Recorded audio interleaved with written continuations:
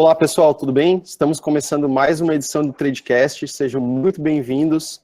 Hoje nós estamos com a PlayStation, com o Leonardo Zupiroli, ele é Retail Marketing Manager na PlayStation Brasil e ele liderou a reformulação da área e conseguiu um feito importantíssimo que é reduzir o turnover da equipe de 60%, a equipe de promotores de venda de 60% para zero. Deu um game over aí na rotatividade dos promotores. Hoje a gente vai conversar sobre o rendimento, sobre a produtividade da equipe, com foco na equipe de promotores. Eu quero te dar as boas-vindas, Léo. Tudo bem? Tudo ótimo, obrigado, Gui. Obrigado aí pelo convite, obrigado aí pela oportunidade. Eu já conheço vocês há bastante tempo aí. E eu sei que o trabalho que vocês fazem aí para a área de trade marketing no Brasil é imprescindível para que ela cresça cada vez mais. E eu fico feliz de escutar isso, né? A gente tem uma relação já de longo tempo e até uma curiosidade, né? Tu conheceu a Involves, conheceu o Agile Promoter através do clube, foi isso? Isso mesmo, foi isso mesmo. O Clube do Trade, ele foi uma ponte muito importante, né? Eu admito assim, né? Você tem que ter um mínimo de conhecimento, de curiosidade sobre aquilo que você faz no seu dia a dia. E eu sentia muita falta de algum lugar que outros profissionais de trade marketing estivessem lá também, falando sobre o assunto, trocando experiências, que nessa área é muito importante. No Clube do Trade, eu acessei a Involves, então uma coisa levou a outra. Pô, que bom, é o propósito do portal, né? É gerar conteúdo e gerar conhecimento sobre trade marketing. E, Léo, acho que agora vamos dar uma mergulhada aí nesse assunto, né, no tema do Tradecast de hoje. E no título a gente colocou até 5 ou 10 táticas para aumentar o rendimento da equipe. E isso foi até uma brincadeira que a gente fez, né? Tu compartilhou com a gente algumas ações que vocês fizeram aí, que permitiram aumentar a produtividade da equipe de campo. Sim. E 5 ou 10 táticas, eu acho que independente do número, tu compartilhar um pouco dessas ações com a gente. E antes disso, eu queria que tu colocasse todo mundo na mesma página e compartilhasse com a gente um pouco da rotina. Qual é a rotina hoje dos promotores de vocês? Vocês que têm um segmento um pouco diferente, né? Diferente do que a gente está acostumado, de varejo, de empresas de alimentos. Eu queria que tu compartilhasse qual é a rotina do promotor de vocês. Não, tranquilo. 5 ou 10 é uma brincadeira porque não tem fórmula, né? Você não pode... Eu sempre falo isso toda vez que eu faço uma palestra ou quando eu falo para os meus consultores, supervisores, eu falo, gente, não existe fórmula mágica. Não existe receitinha de bolo, né? Você pode, para a sua empresa, ter 5, 6, 7, 10, 15 táticas que funcionem e que para outra não necessariamente. Então, existem modelos, e aí, como a gente fala, né, essa troca de experiência aqui é muito importante. Falando um pouco do modelo de trade marketing em PlayStation, a PlayStation ela consegue fazer algo que há 3 anos e meio atrás não parecia possível, mas é que atuar não só no ponto de venda. Então, a área de trade, ela pega aquilo que a gente chama de jornada do consumidor. Né? Então, algumas responsabilidades dessa jornada do consumidor, em muitos lugares, elas são destinadas para o marketing. Né? Então, o marketing gerar demanda, o marketing fazer a parte online, o marketing chegar nas conclusões. Isso cada vez mais tem que passar para o trade marketing como conhecedor do público, como conhecedor do shopper para atingir um resultado melhor. Então, a nossa estrutura hoje ela é dividida em 2 grandes polos. Né? O equipe de campo mesmo, que é a linha de frente, que é a nossa principal arma aí no ponto de venda para conversão, e tem também a parte interna, onde a gente trata o trade marketing online e toda a parte de conversão. O mais importante, falando um terceiro ponto, seria o pessoal da rua que não está em loja, né? Então, você fala, como assim? Você tem promotor que não está em loja? Tem, a gente tem uma equipe que gera fluxo para a loja através de pontos de interesse dentro de uma determinada região, e a gente vai buscar o shopper fora da loja através de algumas ativações, eventos, participações para trazer ele, sempre medindo conversão, sempre medindo ROI. Então, eu acho que o trade marketing, quando ele se resume só à loja, você acaba perdendo muito do potencial dele. né? Você acaba perdendo muito da responsabilidade real do trade marketing, que na verdade é cuidar da jornada do consumidor, desde quando o consumidor tem aquele estalo de, puta, quero comprar um PlayStation, quero comprar uma TV, quero comprar alguma coisa, do tempo que ele gasta.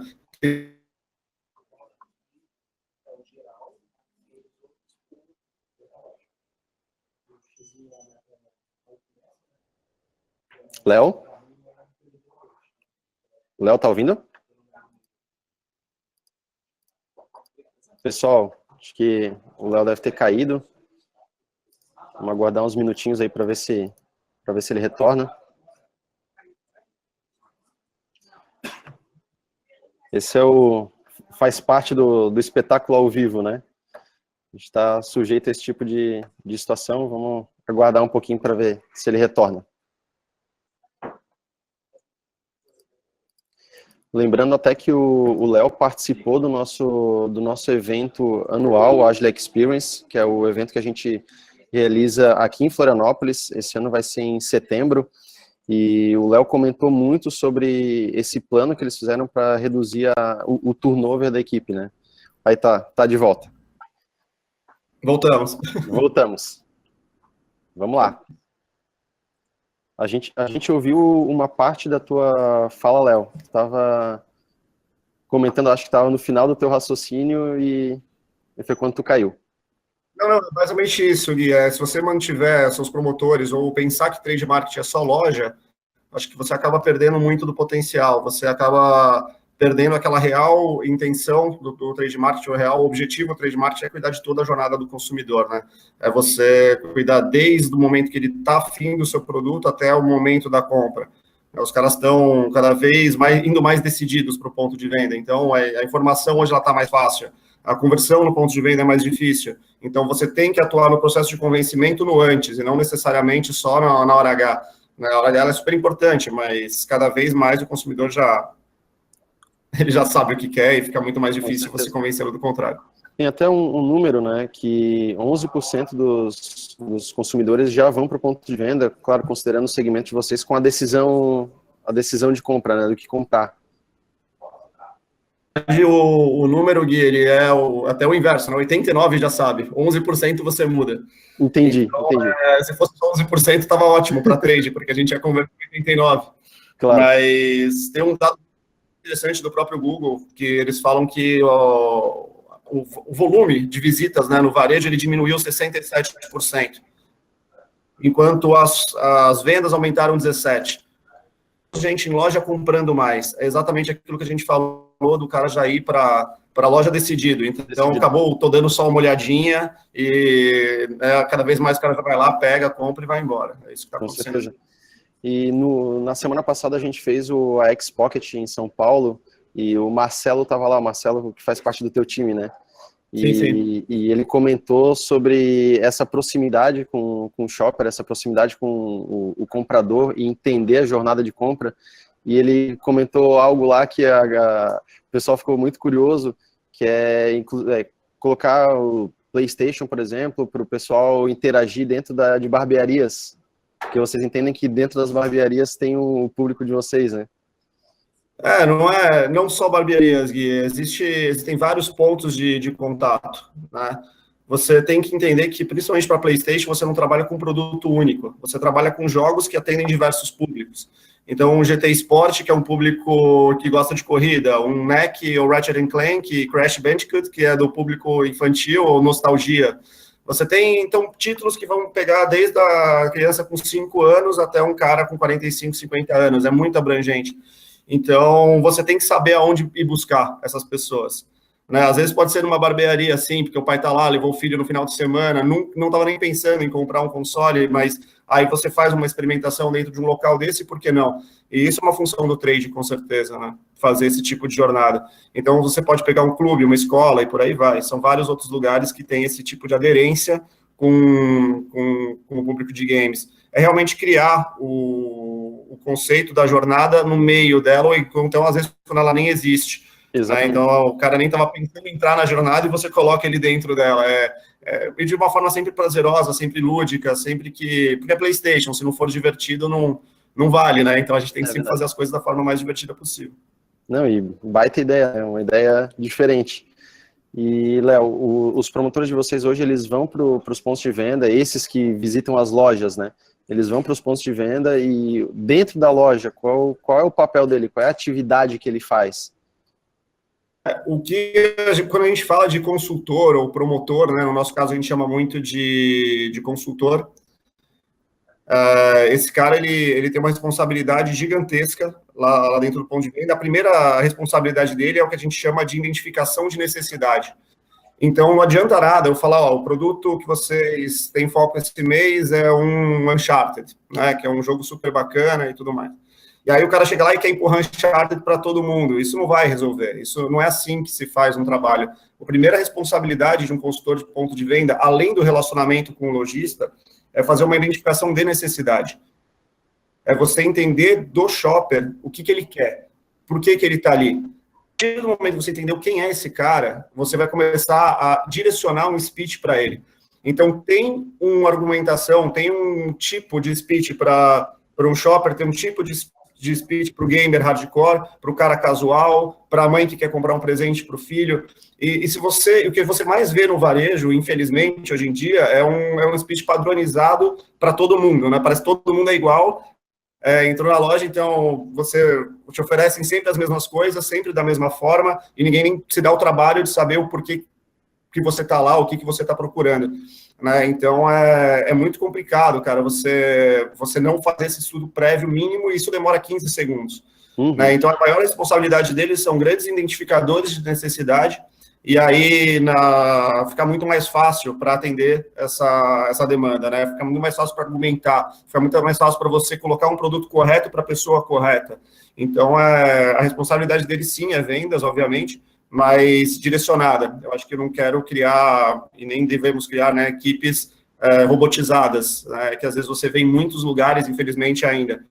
Então, da forma mais natural possível, da forma mais fã possível, gerar experiência, né, do consumidor no ponto de venda. Então, sempre que possível, levar para uma estação de experimentação, fazer o cara jogar, explicar como se joga, não soltar ele lá também, porque tudo isso é um acompanhamento. O consumidor ele é muito carente, eu sou carente, você é carente, todos nós somos consumidores. A gente sente falta disso no ponto de venda. Eu sempre falo para eles, vocês como consumidores, entrem nos pontos de venda de diversas lojas e vejam que vocês sentem falta ali. E aí vocês replicam isso pro que vocês fazem no dia a dia. Então, é tentar realmente suprir esse gap entre a necessidade do consumidor que busca cada vez mais experiência, um atendimento que entregue realmente uma identificação primeiro de necessidade para depois um produto correto para ser ofertado. Eu acho que esse é o grande papel dos consultores no ponto de venda. Não são só esclarecedores de dúvida, não são só vendedores paranoicos e robóticos, não, eles têm que ser humanos, eles têm que ser naturais e virar quase amigo do consumidor, porque quando tem muito caso que o cara volta, fala, cara, eu estou voltando aqui por sua causa, eu compro nessa loja por sua causa. Isso é brilhante. É um papel importantíssimo na venda, né? E é uma venda muito consultiva. Tu tem que entender muito do shopper, obviamente, para poder oferecer o jogo que melhor se encaixa ali com o perfil dele, ou ajudar ele na escolha. E isso exige um treinamento muito grande também da equipe, né? Com certeza. São mais de 250 SKUs, né? Você tem que saber o detalhe de cada um deles, você tem que saber o tipo de público de cada um deles, e às vezes o mesmo jogo serve para diferentes públicos. Então, que nem eu dei o exemplo do Uncharted, né, que é um jogo uma franquia super famosa. Você pega o começo da jornada, das primeiras semanas, o gamer mais hardcore, mas hoje em dia, depois de mais de um ano do jogo lançado, você acaba pegando um cara mais casual, um cara que talvez não conheça a franquia. Então, a forma de vender esse jogo é diferente, a forma de falar sobre o jogo é diferente. E tem que ser sempre muito transparente, muito honesto, para não gerar frustração. Se eu vou vender um título, o consultor tem que ser muito sincero, ele tem que saber exatamente quais as expectativas daquele consumidor e o que aquele jogo vai entregar para aquele consumidor. Então, o Uncharted, por exemplo, é super educativo, ele tem vários puzzles e tudo mais. Então, se você não conhece, você vai achar que é um jogo de tiro, que só de violência e tudo mais. E não, é um jogo que trata bastante de fatos também históricos, você pega muito de quebra-cabeças que acontecem durante o jogo e que você tem que exercitar seu raciocínio lógico. Então, tem muita coisa ali dentro daquele jogo que servem para públicos que talvez não imaginassem o quão divertido o quão educacional é um jogo como esse.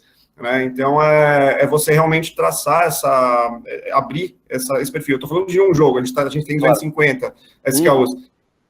Então, você imagina o nível de treinamento. Né? A gente tem um treinador exclusivo e todos eles são treinadores. A gente trabalha no modelo Train the Trainers. Então, eu treino os consultores e eles automaticamente são treinadores no ponto de venda. Então, se eu depender de um cara para rodar um país como o Brasil, ia ser impossível. É insanidade. Então, eu tenho que transformar toda a minha equipe em treinadores, para que eles tenham essa capacidade de passar para frente uma mensagem, seja para o consumidor, seja para o lojista, onde eles estiverem. E como é que vocês fazem essa rotina de treinamento? Vocês costumam fazer o treinamento em loco mesmo, dentro das lojas, ou costumam reunir o pessoal num lugar só? E qual a frequência? Tem duas ferramentas, Gui. A primeira ferramenta, ela é, obviamente, em loco. Todos os consultores possuem tablet, né? Então, eles vão até o ponto de venda, tem todo o material ali no tablet, tem toda a informação que eles precisam, gameplay, trailer, argumentos de venda, tem tudo ali. Mas tem, como a gente sabe que o Brasil tem, muitos mil pontos de vendas aí, a gente não consegue acessar todos pessoalmente, a gente tem também uma ferramenta online, que essa ferramenta online, ela vem, né, dos Estados Unidos, ela é traduzida já, e ela funciona, ela é bem gamificada, ela tem a questão de pontuação, se você responde certo, um joguinho mesmo, você vai ganhando ranking, no final você pode ser premiado. Então, não só a equipe, mas também os lojistas, eles entram nessa ferramenta, é uma ferramenta aberta, e eles conseguem se treinar através do online também, né, para dar uma pulverização um pouco maior do treinamento. Mas sempre que possível, a gente faz o treinamento presencial. Inclusive, para a nossa equipe interna, o presidente PlayStation é treinado pelo nosso treinador toda vez que vai lançar um jogo. É necessário fazer isso. A gente tem que também entender, não é só a equipe de campo. A equipe interna, escritório, marketing, operacional, todo mundo, operações, todo mundo tem que saber o que está acontecendo ali. Tem que entender o que a gente está vendendo, tem que entender qual é o benefício do jogo, para qual é o público que ele é vendido, porque você acaba com seus amigos, família, o seu ciclo social, acaba sendo um influenciador, acaba sendo um treinador também. Então, você precisa saber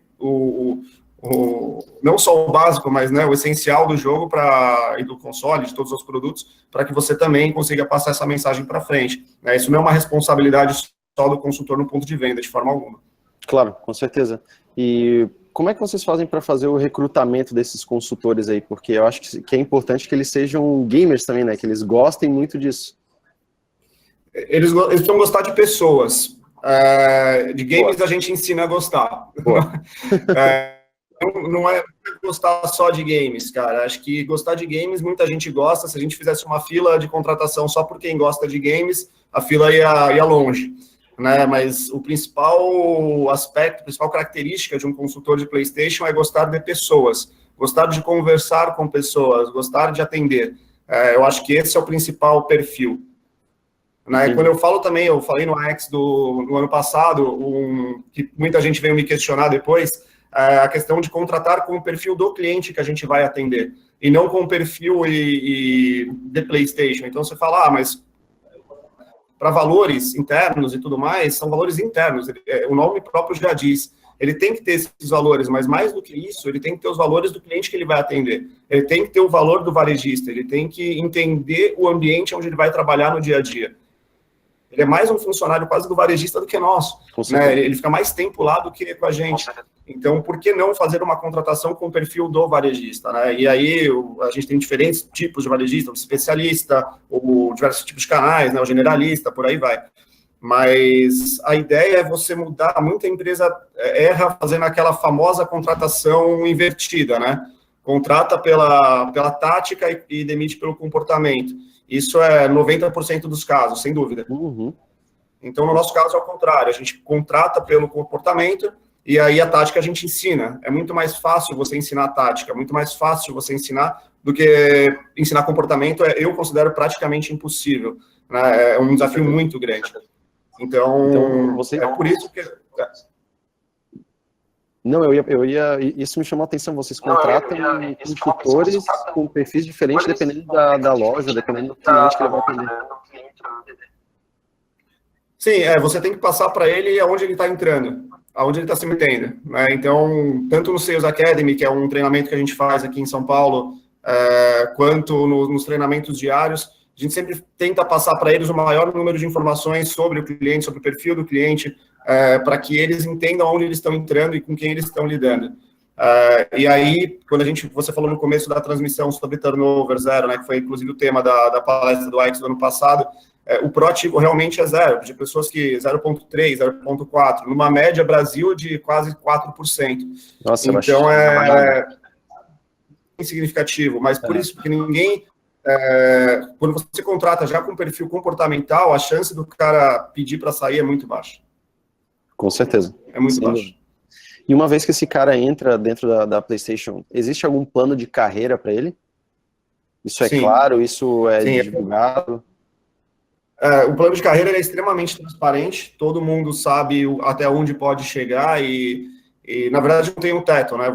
Nós temos exemplos de pessoas que foram promotores trainee, aí promotores júnior, pleno, sênior, supervisores, coordenadores, aí chegaram até a participar da equipe que a gente chama de crachá, que é o que normalmente para eles menos importa, todos eles são família PlayStation, então acaba que esse cara no céu é o limite. Se você estuda, se você se dedica, se você entrega resultado, principalmente, porque hoje em dia, né, você consegue ser um bom vendedor, você tem uma performance excepcional e você se demonstra interessado, a gente consegue fazer muitas movimentações interestaduais, inclusive. Um dos nossos coordenadores hoje de inteligência no back-office, ele veio de Recife, né? Então, cara, a gente buscou o cara lá de Recife para vir para São Paulo para trabalhar. Isso é muito bom. É muito bom você ver que pessoas que se interessam, que entregam, você tem que dar oportunidade e deixar claro, não só até onde ela pode chegar, mas como ela pode chegar. Então, a escada do plano de carreira não é só, existe um plano de carreira, pô, legal, mas como é que eu chego lá? Então, a gente explica como chegar lá, fala, os critérios qualitativos são esses, os critérios quantitativos são esses, e você tem, inclusive, uma avaliação igual a do presidente. O presidente mundial da Sony tem uma avaliação, essa avaliação é idêntica à avaliação dos meus consultores. Foi um trabalho que a gente fez. Se a gente já tem uma ferramenta que é muito boa, que ela é usada para os altos executivos, por que não a gente replicar essa ferramenta e para os nossos consultores e fazer com que eles entendam que daqui até o céu, que é o limite, eles vão ser cobrados basicamente dentro daquele formato. E que tipo de coisa vocês avaliam, Léo? Cara, são várias. Se eu abrir a planilha para você aqui, a gente vai passar o resto da transmissão falando. Mas, obviamente, tem uma parte quantitativa de resultados muito forte. Então, lógico que todos eles trabalham hoje por meta. Então, a meta ela é considerada, com certeza. Dentro do quantitativo, assiduidade, você tem comprometimento dentro de loja, ou seja, toda a sua taxa de porcentagem, coisas que o Agile mesmo entrega para a gente como ferramenta, e também toda a parte qualitativa, que é a avaliação do próprio supervisor. Então, cara, é uma planilha, eu não estou brincando, são mais de 30 itens de avaliação. Então, é muita coisa, mas é extremamente transparente, e com notas de 0 a 5, e por aí vai. Então, os feedbacks trimestrais. Então, é uma coisa bem, bem próxima do supervisor. O feedback, o ideal é aquele diário, né? Que a gente sempre incentiva todo mundo a fazer. Mas tem que ter um formal, tem que ter alguma coisa de cada 3, 4 meses para você sentar face to face e falar, olha, a gente tem um compromisso com esses pontos, e esses pontos vão te levar para frente. O que você acha? Aí faz toda uma avaliação. E o reconhecimento das pessoas também acontece em público. Então, a gente deixa uma janela ali perto de outubro, setembro, no Sales Academy, que é um treinamento, a gente traz todo mundo do Brasil para São Paulo, e essas pessoas, elas são premiadas e reconhecidas e promovidas na frente de todo mundo, para todo mundo falar, puta, ano que vem, ou daqui 6 meses, vai ser eu ali, sabe? Porque, então, é um negócio muito, o pessoal chora, eu choro quase toda vez, é bem legal, cara, é bem emocionante, assim, ver pessoas que começaram realmente como trainees e daqui a pouco já estão virando coordenadores. Quase 100% dos meus coordenadores e supervisores, eles vieram da base, né, vieram como promotores trainee. Então, valorizar o trabalho interno e sempre olhar para dentro da equipe quando tiver uma oportunidade, essa é a nossa principal prioridade. Né? Então, isso motiva demais a galera. Agora, entrar em ponto de avaliação um por um, depois eu passo a planilha para vocês aí, que é muito bom. Isso. Depois a gente faz um tradecast só para falar de avaliação. E, como é a hierarquia hoje? Tu comentou aí sobre alguns degraus, né? E comentou também sobre o supervisor. Qual é a hierarquia de vocês? A hierarquia, ela parte de... a maior... Oi, desculpa. Que existe o consultor, acima dele tem um supervisor? Sim. Nós temos... A hierarquia, ela parte desde quando você é contratado, você parte de promotor trainee, aqueles 3 meses quase legais, né, que agora, se não me engano, passou para 6, mas a gente usa esse período de teste mesmo, né, e aí essa pessoa, depois de 3, 6 meses, ela já é promovida pela primeira vez se ela entregar o resultado, o que é muito bacana. A efetivação dela como promotor já é entendida como uma promoção, inclusive salarial. E aí depois, né, lógico, você parte de promotor júnior, você tem o consultor pleno, sênior, e aí você tem o supervisor regional, né? A ideia é abrir mais camadas ainda no curto prazo, a nossa equipe ela cresce e o perfil dela tem que abraçar mais tipos de cargo ali, a gente já vê alguns gaps agora, mas hoje em dia chega até supervisor regional, depois vira coordenador nacional de PDV e, por último, um coordenador geral, que é o cargo do Marcelo, que foi, inclusive, no X-Pocket de São Paulo, né, que aí, respondendo diretamente para mim, que já sou gerente de trade marketing nacional. Entendi. Legal, e legal que existe essa possibilidade de crescimento, né? Esses degraus aí é importante para o consultor saber que ele pode crescer e que existe esse reconhecimento dentro da empresa. Fundamental. Com certeza. Um dos nossos key account managers hoje, que é o Marco Luca, ele veio da... Nossa, sim, então, o cara hoje é key account manager da PlayStation. Então, assim, tem realmente, não é só no papel, as coisas, lógico. E isso tem total relação, inclusive, com o rendimento, né? Porque se ele sabe o que ele precisa fazer para poder crescer esses degraus, ele vai fazer, ele vai buscar. Então tem relação com a produtividade, com o rendimento do time de campo. Total. Com certeza, boa.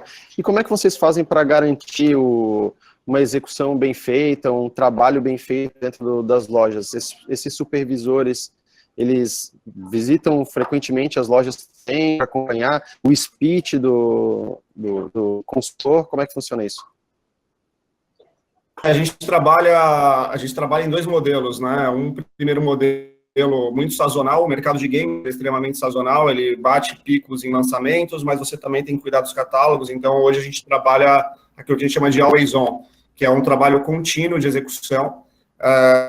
Então, é que nem eu falei no começo, você tem que dividir em 2 partes. Se eu falar execução só da loja, eu estou sendo muito injusto. Né? A loja, nós temos nossos parceiros, né, base de relacionamento, tentar dominar o floor share, o shelf share, o market share principalmente, que é o mais importante, mas você tem que fazer um trabalho externo de geração de fluxo e acompanhamento de jornada de consumidor. Não adianta a sua loja estar linda, não adianta o produto estar bonito, não adianta estar o preço correto, não adianta estar tudo legal e não tem ninguém na loja para comprar. Né? A loja sozinha ela não vai fazer milagre.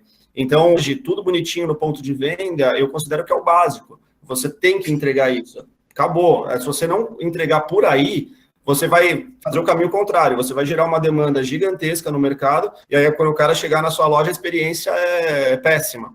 Então, o nosso trabalho de base de loja, hoje eu considero como trabalho básico. Você tem o material no lugar certo, o preço correto, a exposição primária, isso aí, cara, isso aí é o beabá, isso aí é escolinha.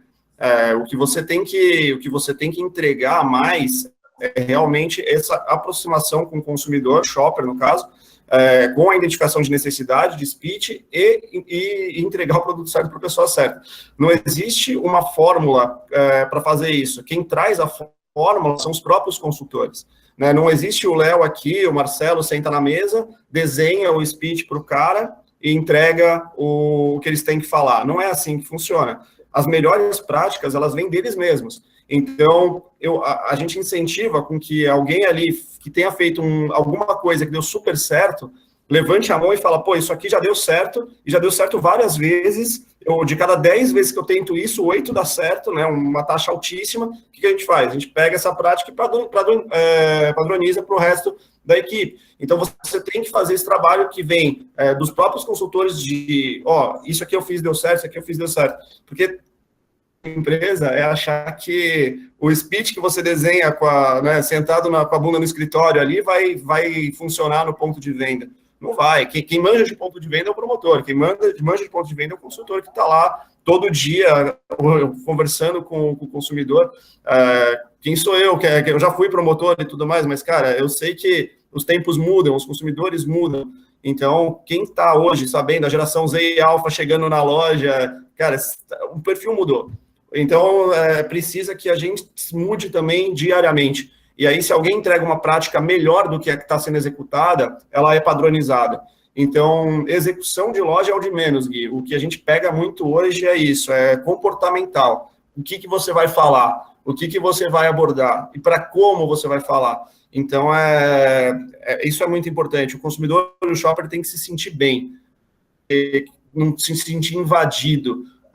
Às vezes ele não quer falar, simplesmente. Não tem problema, respeita. Sabe, eu acho que é a individualidade de cada um. Então, a gente tem que fazer um trabalho muito cirúrgico para ver quais são as melhores práticas do nosso negócio e sair replicando, padronizando, mas isso nunca vai estar bom, né? Porque sempre vai ter alguém que vai chegar num degrau acima e aí você vai ter que replicar essa melhor prática. E esse foi um ponto que ficou muito, muito evidente no Pocket, de como as empresas estão escutando as suas equipes de campo. Como a opinião do promotor ou a opinião do consultor tem sido levada em conta na hora de tomar alguma decisão.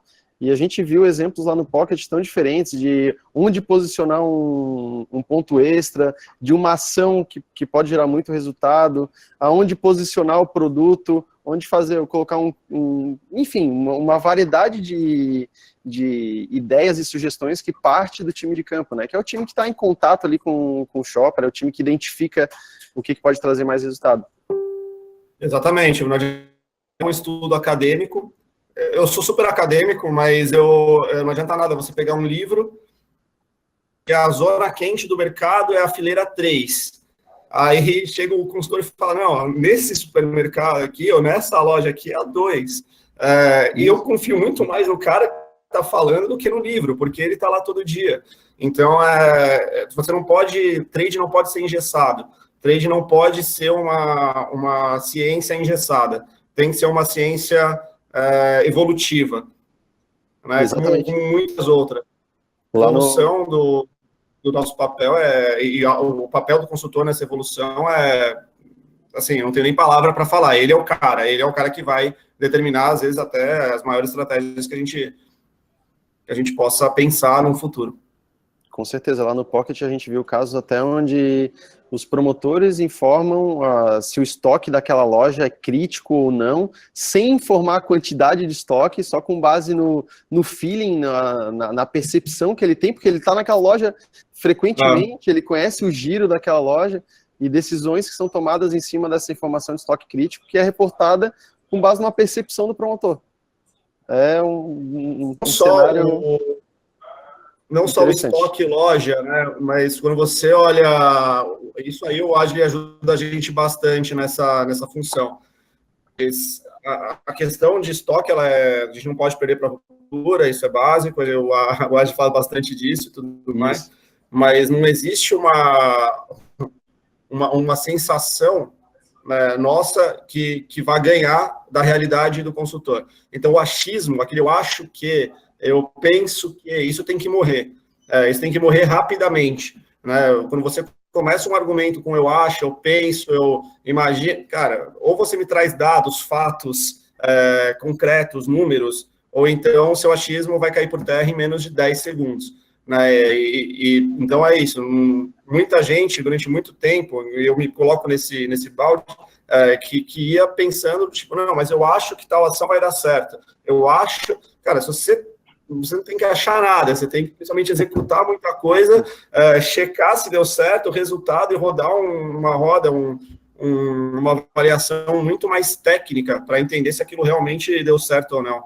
O achismo mata muitos negócios por aí, Gui. O achismo acaba afundando muita gente. Nossa, com certeza.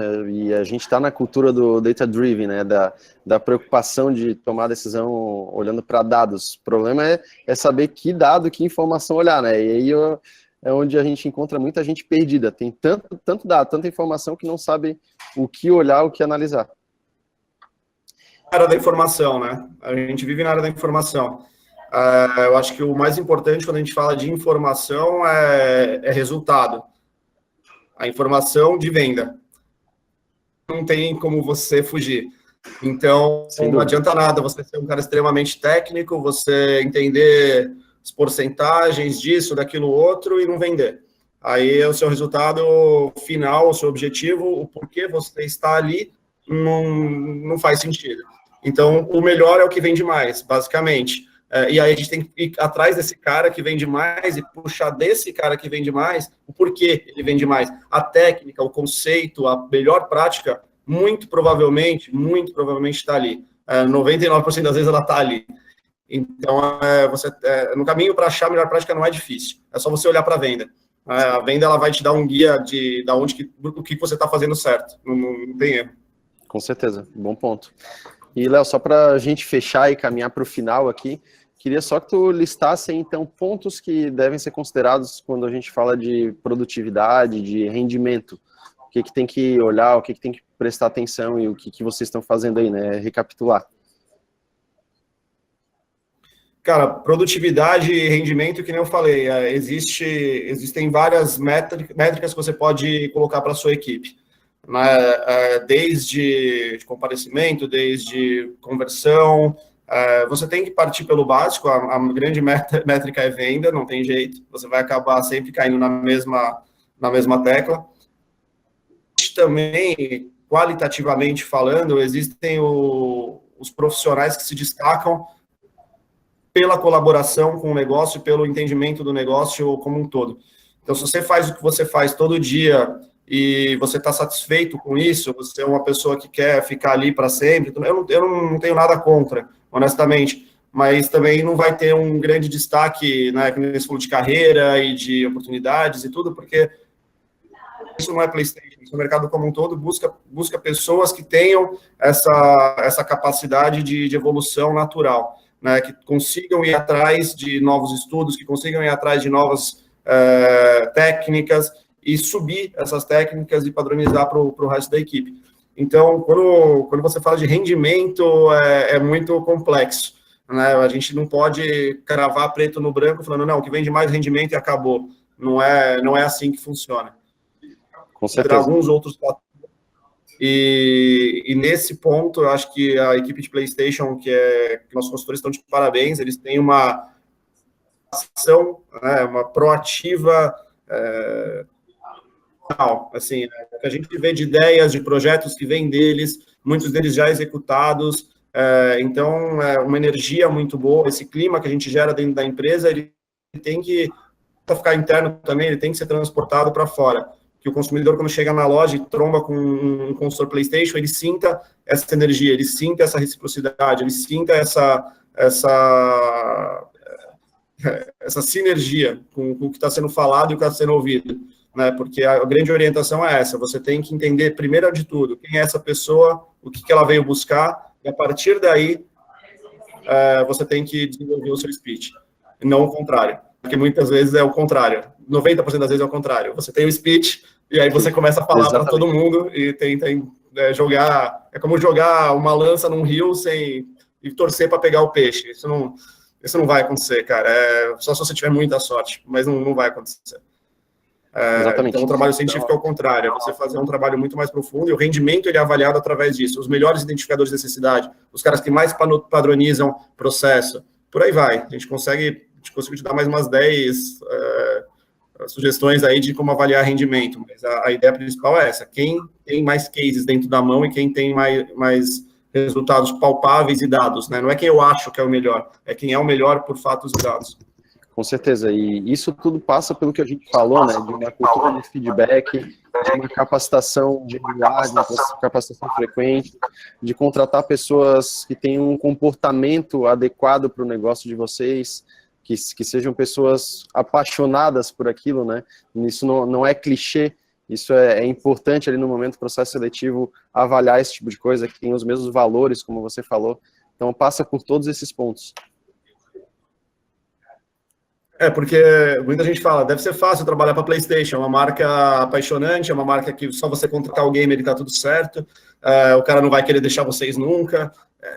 A maior enganação do mundo eu te falar isso, né? Pelo contrário, uma marca que você gosta muito, ela pode te decepcionar, ela pode te, né, se ela não te trabalhar bem como profissional, ela pode ser um vilão para você, né? Aquela paixão que vira ódio.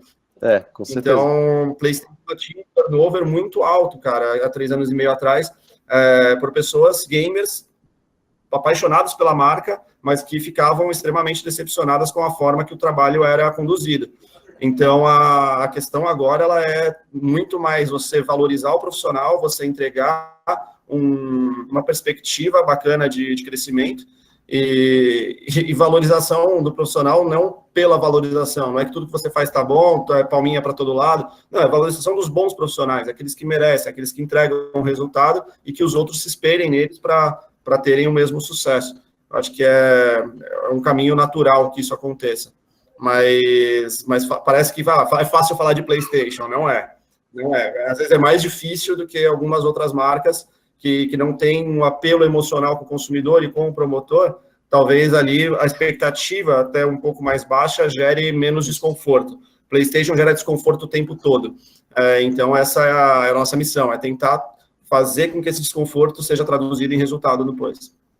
Poxa, excelente, Léo. Eu acho que foi uma boa conversa, acho que deu para abordar vários tópicos dentro desse tema de produtividade, de rendimento. Eu quero te agradecer pela tua participação, pela tua disponibilidade. A gente tem uma grande parceria aí com vocês, né, de uma longa data. Foi excelente contar contigo ano passado no AX, e vai ser excelente te reencontrar aqui esse ano de novo. Eu até estender o convite para todo mundo que está assistindo a gente e reforçar a importância do AX, né, nesse contexto de amadurecer o trade marketing, compartilhar experiência. É o maior evento de trade hoje do Brasil, vai acontecer nos dias 21 e 22 de setembro, aqui em Florianópolis. É um evento imperdível. E, Léo, te agradecer mais uma vez, muito obrigado pela tua participação. E teus comentários finais aí, quer deixar um recado para o pessoal? Não, cara, você está certo, o AX ele é uma oportunidade única. Palestrar no AX para mim foi uma honra, ano passado, junto com o Marco, que você vê que os questionamentos e anseios da área de trade, eles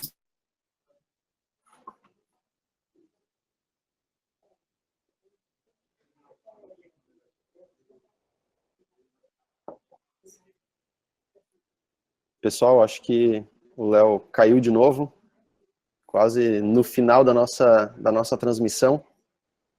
Vamos dar uns segundinhos aí para ver se ele retorna. E complementando, né, o que eu estava falando sobre o AX, a gente tem mais de 30 palestrantes já confirmados para esse ano. O evento vai acontecer no Costão do Santinho, é um dos maiores resorts de praia do Brasil, então só pelo lugar já valeria a pena, fora todo o conteúdo que a gente vai ter no evento, né? São 2 dias totalmente focados em trade marketing, é uma imersão nesse mundo, e o Léo voltou aí, vai poder complementar o que ele estava falando sobre o AX, né? Oi, caiu, cara, desculpa. Não, só falar que só para falar do AX aí, cara, uma honra participar, com certeza de novo aí esse ano, e a chance que toda a área de trade, independente do CNPJ, todo mundo tem os mesmos problemas às vezes, é uma grande oportunidade de pegar melhores práticas e trazer para a sua empresa. A gente trouxe muito aprendizado do AX, muito do que PlayStation é hoje, é graças ao que a gente trouxe de aprendizado lá. Poxa, fantástico escutar isso, e esse é o propósito do AX, né? O Agile Experience, o Experience veio justamente da troca de experiência. Então, esse é o objetivo, e é gratificante ver que isso acontece. O pessoal sai de lá, leva o que aprende e aplica nas suas empresas. Então, muito legal. Léo, muito obrigado pela tua participação, e a gente se vê em breve. Com certeza se vê em breve, seja aqui em São Paulo, seja em Floripa, a gente se vê em breve. Muito obrigado aí pelo convite. Com certeza. Valeu, Léo. Um abraço. Até mais. Um abraço. Até mais. Tchau, tchau.